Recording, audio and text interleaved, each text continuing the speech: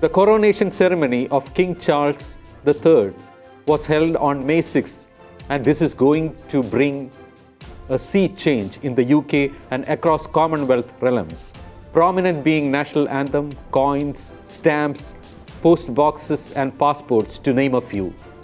Following the death of his mother, Queen Elizabeth II, in September 2022, Charles III instantly became king. However, he was officially crowned on Saturday, May 6th, 8 months after he ascended to the throne. Numerous small changes to British daily life are taking place after King Charles III ascended to the throne.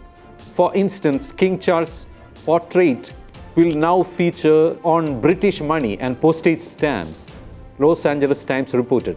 The British National Anthem will be God Save the Queen or God Save the King, depending on who is reigning, as per the news report. After King Charles III ascended to the throne, the first 3 lines of the UK National Anthem have become God Save our gracious King, long live our noble King, God Save the King.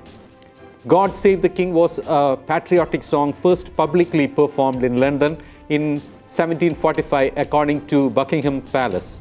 The patriotic song came to be known as the National Anthem at the beginning of the 19th century. Bank of England unveiled the design of King Charles III banknotes on 20th December 2022. The King's portrait will feature on all 4 of UK polymer banknotes, that is £5, £10, £20 and £50.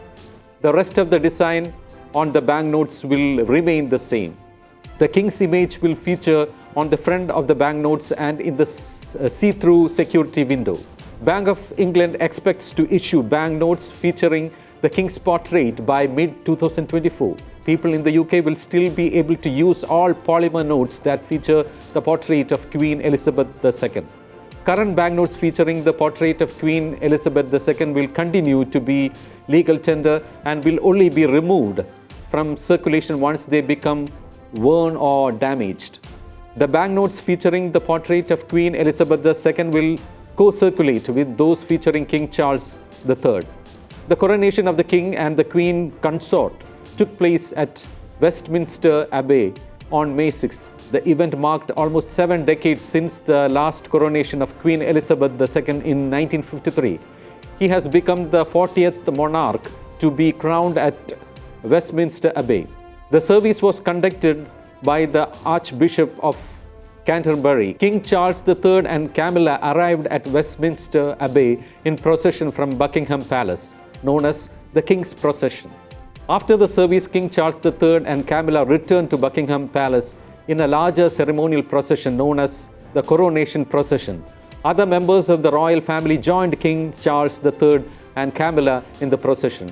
The King and the Queen consort, accompanied by the members of the royal family, appeared on the balcony to conclude the day's events.